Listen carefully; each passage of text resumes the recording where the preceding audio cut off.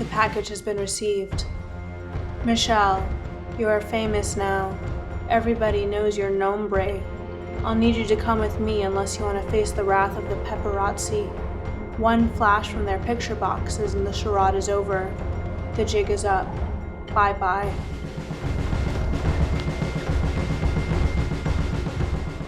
Close your eyes. It'll be safer that way. Wait, I said...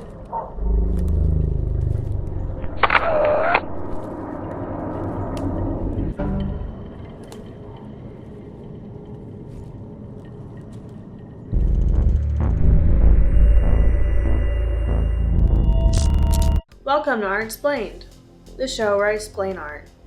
My name is Michelle, and dealing with fame ain't all that hard. I don't see what the problem is. If you make enough money, what does it matter if people accost and scream at you in the street? Just suck it up and deal with the pain and torment. That's what life is all about. An artist of any kind moving to another medium can cause you to raise a brow or two. Mark Wahlberg used to be an embarrassing rapper. Lady Gaga was filmed by various cameras crying a lot last year, and people seemed to enjoy it. Does that make Mr. Berg a true rapper, and Gugu a true actress? Does it even matter? It can be difficult to become an established painter, drawer, or sculptor, and these bozos who already have an established platform are using it to their advantage to promote mediocre schlock. What gives? Today we're going to get into the hoopla that's surrounding celebrity artists, and whether they truly deserve respect and credibility in the art world. Short answer, some do, some don't. Feel free to stop watching now. I encourage it. First up, James Franco. Jam wants to be seen as a Renaissance man in the truest sense of the phrase. While everyone knows him as an actor, pompous twit at your service. He's also a musician, an author, and, well, a painter. Franco's art, to me, seems to run the gamut in terms of quality. Some of his works have this sort of detached amateurishness to them that make his work hard to connect with. His Cowboys series looks like something the mom of a 5-year-old would probably display on her refrigerator. Seattle, Washington's Treason Gallery, set of the pieces. These childish drawings are the point where the myths meet innocence. The innocence of a blank slate that is filled with lies, and the innocence of the native people who are decimated by disease, war, and racism. It's hard to care. Sometimes a level of ironic detachment, stylistically, can be something that helps a piece with its message. But in this case, it falls flat. For example, that really is a fat corgi. That's a fat corgi indeed. It's a cutie, alright. I like how dead inside it looks. I also like that Franco did not actually paint his fat animal series. Instead, he commissioned an unnamed pet portrait artist to make the works. Then he painted over them when they were done. We project ourselves onto the world. Humans see themselves in everything. The fat animals are us. In this sedentary age where we spend half our lives in virtual worlds and Trump can win a nomination from empty hype and snark, we are all unnatural. Animals aren't meant to be fat. Their ecosystems should keep them at their natural sizes. The same with humans, but we long ago subverted the natural laws of hunting and gathering and can eat as many sugars and salts as we want from any street corner with a McDonald's. But we've corrupted the animals too. If we're not wiping them off the planet by destroying their habitats, we're using them for our own needs. I too am a fat animal. Okay, I guess. But how can Franco say that he makes art every day if he hires other assistants to do his drawings, underpaintings, and even snap photos of him that he mimics off of other, more established artists? In his 2014 exhibition at New York's Pace Gallery, he recreated a series of works by Cindy Sherman, an American artist who has influenced an entire generation of contemporary portrait photographers. In the Pace Gallery's press release, Franco wrote the following: Cindy is an artist who used cinema as a source for her work. She played at being an actress. I am an actor who inserts himself into his work. I am fully embedded in Hollywood, but these photos allow me to take a step to the side, look back, and refashion the work I do in Hollywood. I am at the same time actor, critic, artist, and character. There are many reasons why Franco's exhibition at the Pace was not very successful. First and foremost, he tapped into and directly mimicked the photo series Untitled Film Stills, which was originally meant to subvert the stereotypes of women in media. And yet here comes Franco, stepping into Sherman's space, parodying her photographs, and for what reason? In the original feminist focus series, Sherman replicated the roles typically played by women in film, such as the sex kitten and the sophisticate. It was essentially based on how women are seen in the spotlight and how that spotlight might miss the nuances of what makes women so powerful or complex or difficult to understand. What exactly is Franco trying to say with his series? Oddly enough, he said that he believes what he has to offer that other art students don't when they recreate Sherman's film stills is himself. Franco. How can he say his place in film stills is unique and worthwhile solely because he's an established actor, and then later in that same interview say, "What I wish is that at least you could look past the lens of me as an actor a little bit"? How can he say that he wants his career to legitimize his art, but not be the sole focus of it? My issue is not just that Franco created a riff on Sherman's works, but that an established arts organization agreed to exhibit them. His exhibition was at the Pace, a legendary mega art gallery that has several locations around the world. It is one of the biggest behemoths in New York's art scene in terms of space as well as significance. Did the Pace try to sell out with their frankly frightening Franco flop? Or do they really believe his art was worth batting an eye at? According to Franco, Pace Gallery founder and chairman Arnie Glimcher is now uninterested in any future shows with him. Maybe it was a risk to exhibit him, a risk that may not have been worth it. But who needs credibility when you can instead get headlines and moolah? If I could say one thing to Franco, it would be this: all you are is an actor. All Franco is doing is playing a part, a role, and that role is as fake as he is. In fact, this isn't the first time he has played pretend as an artiste. On the daytime television medical drama General Hospital, he played the part of a famous artist whose name was, get this, James Franco. I guess, if you can't fake it, make it real in fiction. Really? When you put it like that, Salvador, I can see the appeal. Well, you take these folksy fools to the cleaners, Mr. Warhol. Art's like a mirror. It's pretty clear what you see. He has even gone so far as to attempt to characterize his crafted artist persona as if that part of himself is someone else entirely. In a 429 magazine issue from March of 2015, he composed a Q&A article where he interviewed himself, writing, "I like to think that I'm gay in my art and straight in my life. Although I'm also gay in my life up to the point of intercourse, and then you could say I'm straight. I like my queer public persona. I like that it's so hard to define me and that people always have to guess about me. They don't know what the hell is up with me, and that's great. Not that I do what I do to confuse people, but as long as they are confused, I get time to play. You know what, Franco? You win. I'm confused. But I know that you have attempted to seem similar to that of someone genuinely trying to be an artist. Well, I'm not duped. You can't dupe a super duper. And this isn't the first time he's tried to scam people with art.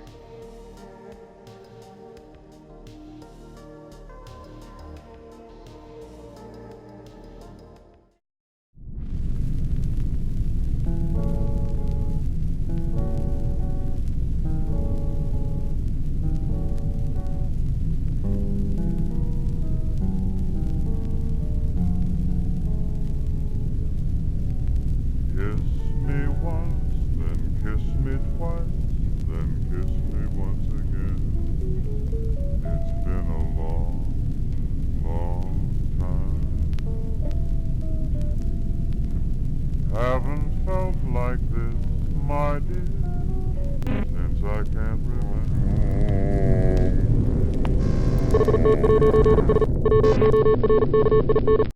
As discussed in our Art at Auction video, Franco supported a project known as the Museum of Non-Visible Art. This museum does not actually contain finished artworks. Instead, it only focuses on displaying empty frames and blurbs with ideas for artworks. In his interview with Vulture, He said that he believes that it was the critics that affected the attitude of the Pace Gallery chairman and founder, that it was the critics that thwarted his attempt at a career as an actual artist. But the only thing that caused Franco to fail was himself. If you expect a critic to not be critical, then you don't expect a critic to show you any respect at all. To be an artist is to be willing to express yourself even if no one cares. Franco doesn't seem to understand this. In Vulture, he said, "I've done everything that I can to respect these professions that I'm interested in. I've gone to all these schools. I went to the art school that so many of my favorite artists have gone to. But when an actor goes into music, when an actor writes a book, when an actor goes into the art world, before it even is made, people are considering it bad." Aww. Does Franco want the meanies to go away way? I'm so sorry that people judge you. I'm surprised that you thought that going to a fancy art school would make you not only an artist, but an artist worth respecting. But you know what? I'll give you some of my pity. It's all I can afford. I have an easy solution to this problem you're having, where people seem to view your work from one narrow lens. Either prove them wrong by creating thoughtful works, or give up. How about you stay home and leave art to the people willing to struggle? Already, many have seen your works, something they probably would not have done if you did not already start with pre-established fame. I know this might seem harsh, but it's Franco's naivete and pseudo-intellectualism that really bothers me. Truthfully, I would forgive him if his motivation was honest and if he was more informed. He said that what caused him to start fooling around was this. It's the freedom of making something that doesn't need to entertain, that isn't going to be tallied up in the box office tolls.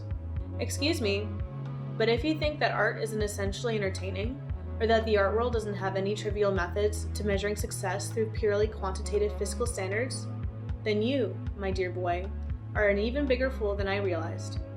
Certainly, the film industry is inundated with issues like pressures from executives, budget constraints, and having to compromise not only for the sake of entertainment but also profit.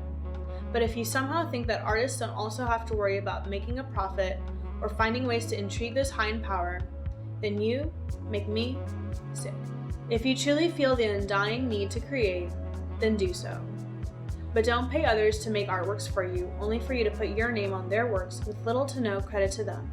I know this is difficult to hear from someone like me. Everyone loves me, but you get my drift. Now let's discuss a celebrity who is actually making a name for himself as a respected beacon in the art world. Jim Carrey.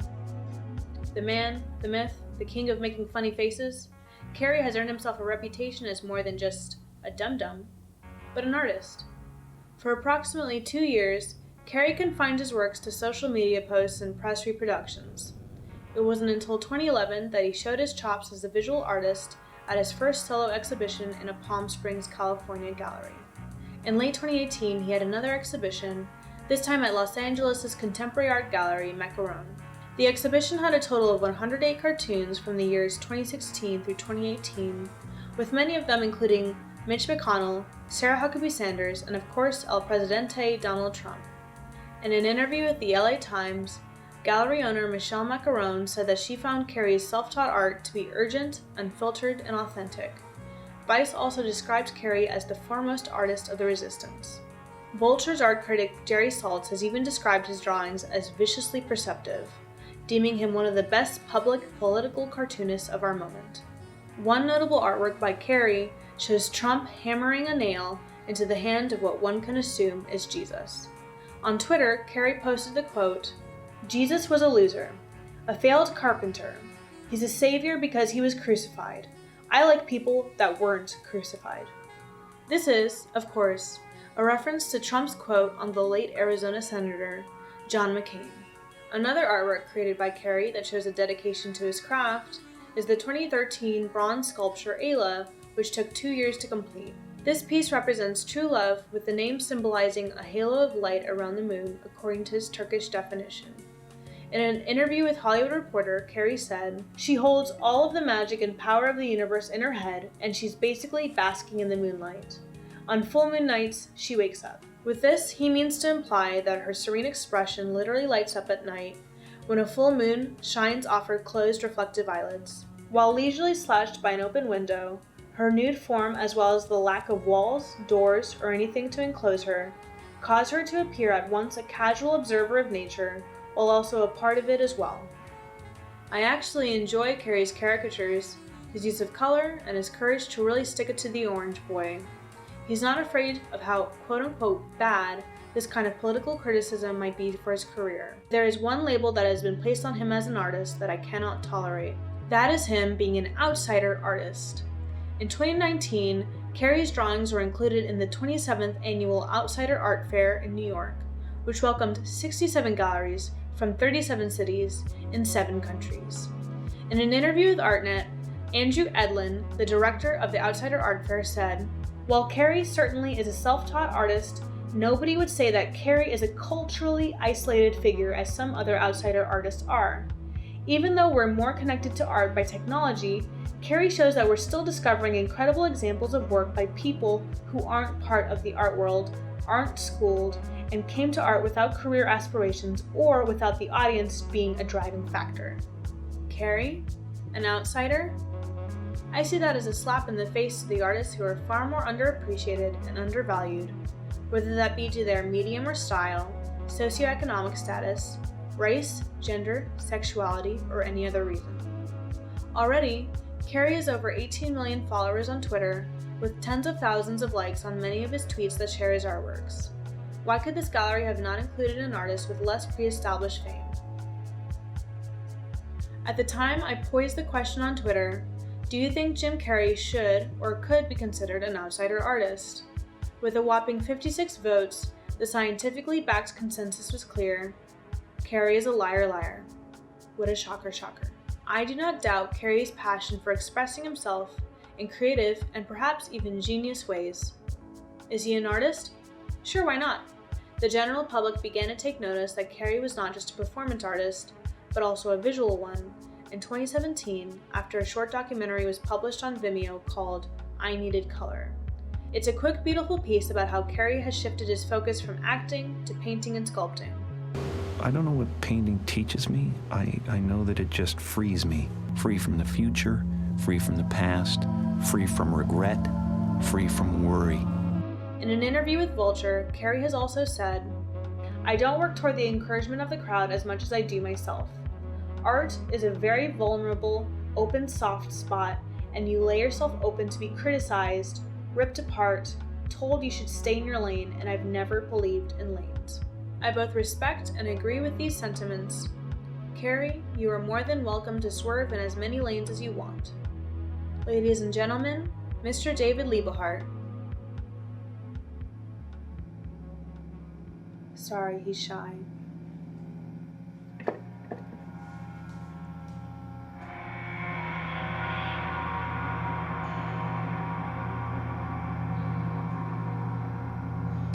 I'm Jim Carrey, and don't forget it.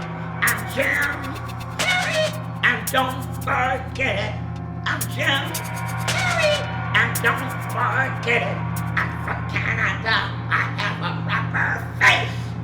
I'm Jim Carrey, I'm not Harry. I'm Jim Carrey. I'm exotic. I'm done liar. I'm Jim Carrey, and don't forget it. I'm Jim Carrey, not really Harry. I'm Jim Carrey.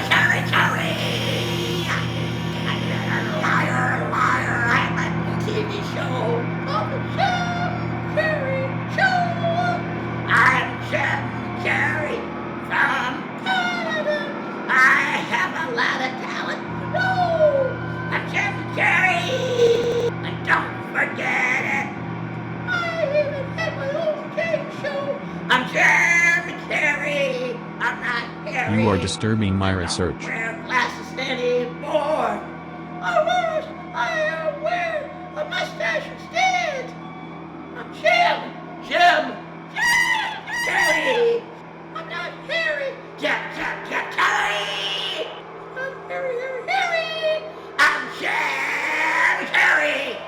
I'm not Harry. I'm Jim Carrey. And I'm famous too. I'm Jim Carrey.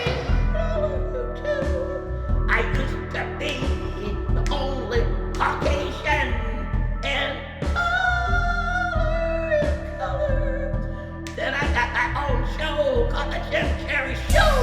It was great, you know. I'm Jim Carrey, don't forget it. All you girls that turned me down, look at me now. You're the clown, look at me now. Davis now, look at me now. Davis now.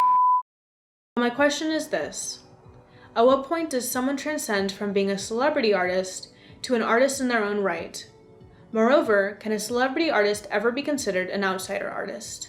Anyone can become an artist. Even so, no one with a pre-established fame outside of the visual arts should ever be considered an outsider to the art world.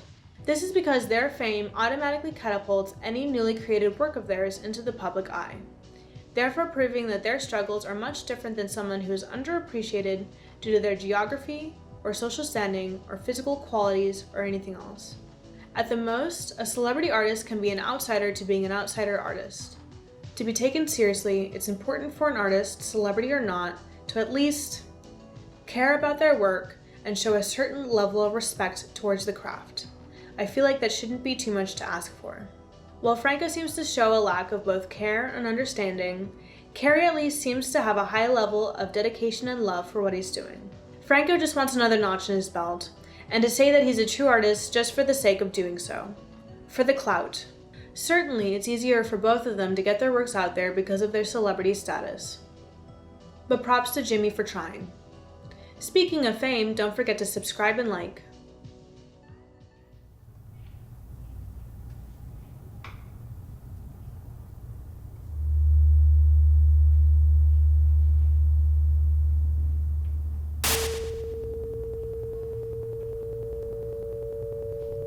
Wow, what a day. Boy, I am beat as a bone. It's about time to hit the hay. But let's tidy up first. There's nothing I hate more than rabble-rousers who leave a mess and don't clean up.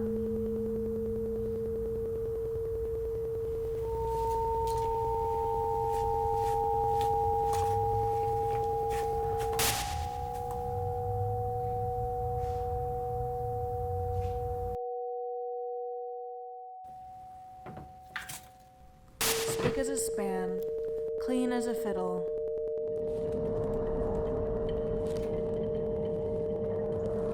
No soliciting,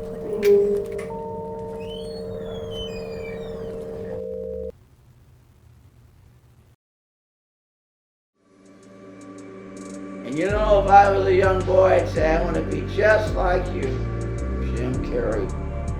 Jim Carrey, we love you. You're a super talented painter, artist, actor, and comedian. You have a lot of gravy of talent on everybody's potatoes. We love you, Jim Carrey.